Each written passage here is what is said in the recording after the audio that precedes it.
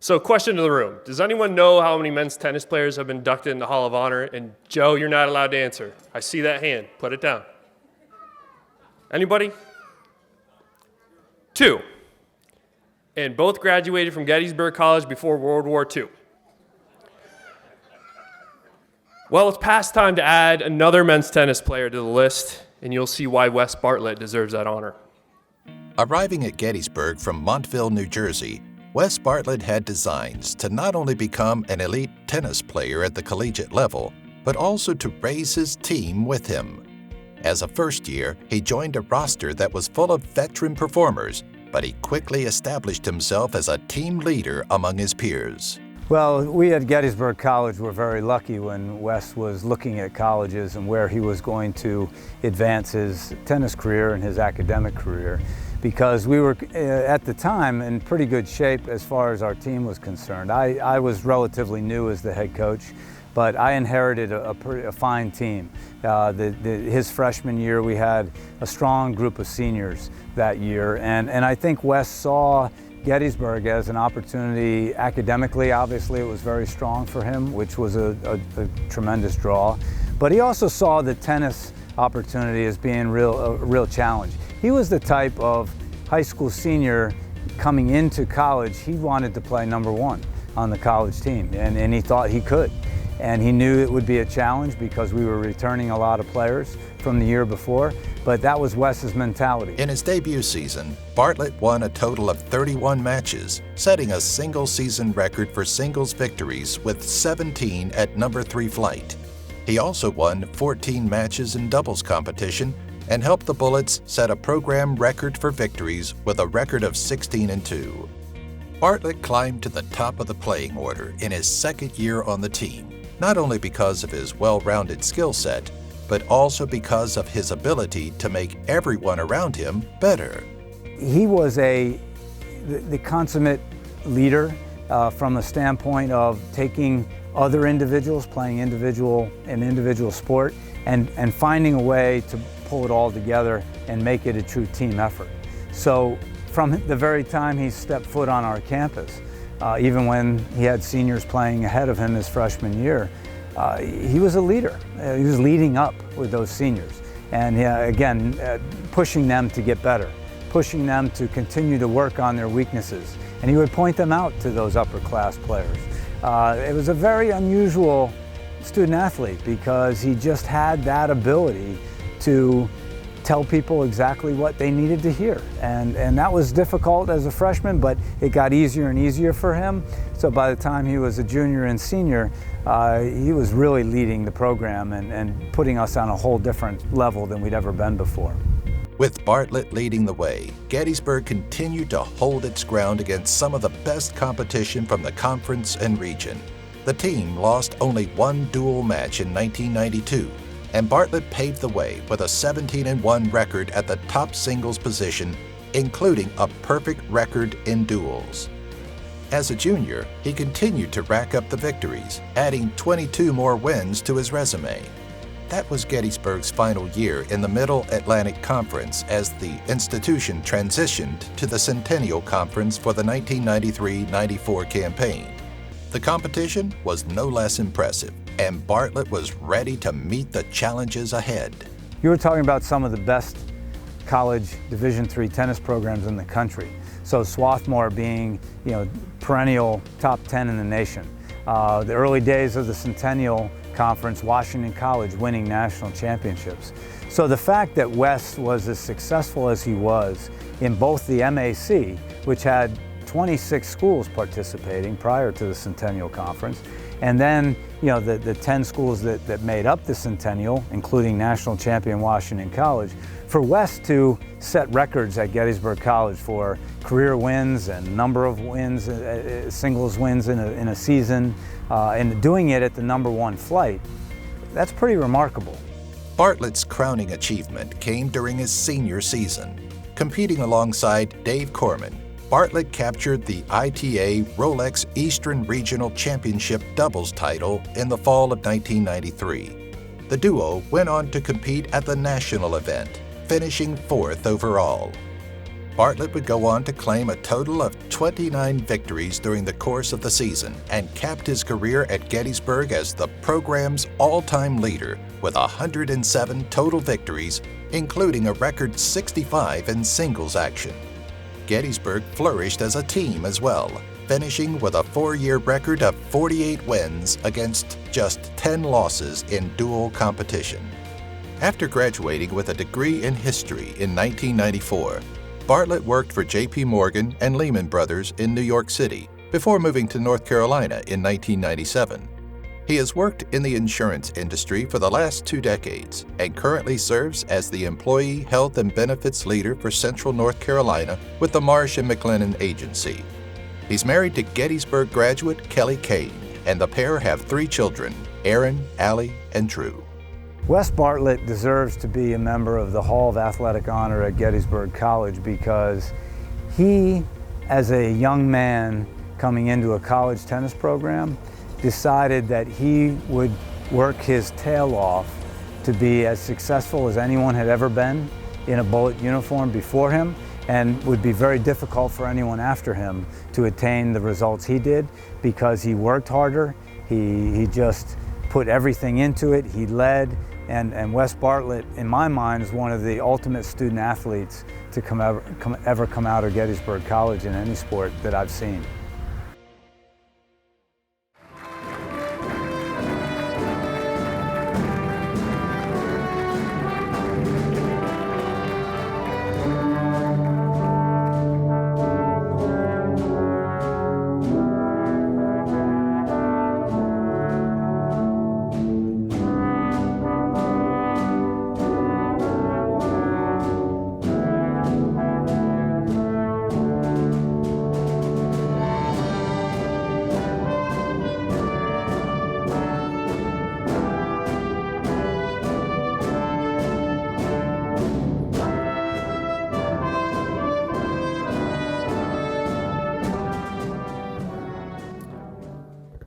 Wow. What an honor. Really humbling. But before I get started, I just want to say a couple of words to Liz and to Curtis. I'm in the right class because there's nothing wrong with emotion and there's nothing wrong with passion, because I was about to say thanks for nothing, class of 17. You were articulate, buttoned up, happy, and you got on and off with no tears, and that's not the way I roll either, guys. So just a huge thank you to Gettysburg College, certainly to the Orange and Blue Club, and just want to follow up on a couple of things. So I live in North Carolina, have for 20 years, right in the middle of ACC country and on the fringes of SEC country. And one of my prized possessions, and I don't know if you still do this anymore, but the watch, it's been through about 400 different bands, but I wear it regularly. So invariably around the Carolinas, they see the G or the orange and blue, and they say, hey, Georgia, huh? Or Virginia, Miami. They even throw Clemson out. It's purple. Come on. And so I've really developed a knack, and it's pretty funny, is to just give them an inquisitive look and just say, really? Please stop. Stop pretending you don't understand the big time. And they look at me like I got 3 heads. I said, you know, you can borrow the G or the orange and blue for your cute little 3:30 kickoff on Saturdays, okay? But after you're done, you need to return it to Bullet Nation, located in Gettysburg, Pennsylvania. And it's about 5 seconds of what in the hell, and then laugh riot. So just know, Bullet Nation, while my wife and I may have a quorum of the Gettysburg Alumni Club in Greensboro every time we get in the car, no, there's 4 or 5 running around. I've seen them. Just know that that we're repping it hard down in the Carolinas and trying to send it, okay? So, you know, there's a theme tonight, and I'm going to focus there on the people, right? I think both Curtis and Liz said it really, really well. Yes, we worked hard, and we prioritized academics and athletics and succeeding in everything we did, right? But there's a platform that has to be laid, and you can't get there by yourself. And I want to talk about people and groups of people, certainly, that was that for me. First of all, my teammates, as Coach Wright said, I came in as a freshman, and Steve Goddard, and Steve Bassler, and Andy Castleberry, and Travis Espinlob, right, and Jeff Stratford, who's here tonight. We had a pretty good team, and Steve Goddard was the all-time best trash-talking, arrogant dudes ever, and it was hysterical. What he would do to opponents, just get in their head and tap dance. He wasn't even that good, just buried people. It was awesome.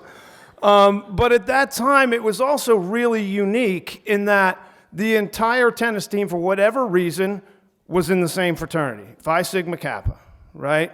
And so I soon followed them there. And so we had this bond that was more than tennis. The needling was unmerciful. It went from freshman to senior, as Coach said, to senior to freshman, to all in between. But we had just such a great group, but that was just one part. Because really, it was at Phi Sig that I developed the friends for life. And a lot of those guys took their time to be here today. Eric Beyer, Chris Carboni, Brian Camero, Rick Gessick. It is that bond. We may not talk for months, maybe a year, or see each other for a couple of years, but, and I know many of you probably have this, as soon as somebody picks up the phone, it's like you saw them yesterday, and we get back into probably fairly juvenile 1993 humor. But they're incredibly special because those are the folks, when the phone rings, that will be there, that have been there, that were incredibly supportive during my tennis career and my time here at Gettysburg College. But that stuff, the wins and the losses are great. Well, let me back up. The losses stink. They all stink. The wins are great, but it's those relationships that go on for years and years and years that, that form that foundation to move forward. So, guys, thank you for everything. I have your back. I know you have mine. If we work our way down Lincoln a little bit towards the athletic department, I had a really good chance encounter with a beautiful lady with the prettiest eyes anybody's ever seen, sitting in the alcove right in the athletic department. It was one of those things where I just kind of went, huh? And since June 14th, 1991, we've been a team. And I think I used that cheesy line like on date 3 too. I think we make a pretty good team, and she didn't kick me out, so it was good. But my wife Kelly has been the rock of our family. Handles everything so I can be me and I can do what I'm good at. But has been there every step of the way as probably my biggest fan, my biggest accountability partner, because she's usually right when she says, you know what, you might want to rethink that. She's usually right, and has made me a better person, certainly a better father, and is largely impactful on whatever modicum of success I had on the court and now in my professional career. So thank you, sweetie. I love you.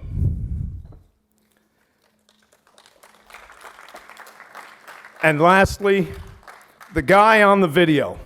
So, again, to Curtis and Liz, to quote the famous coach, Jimmy Valvano, if you laugh, you think and you cry every day, that's a hell of a day, right?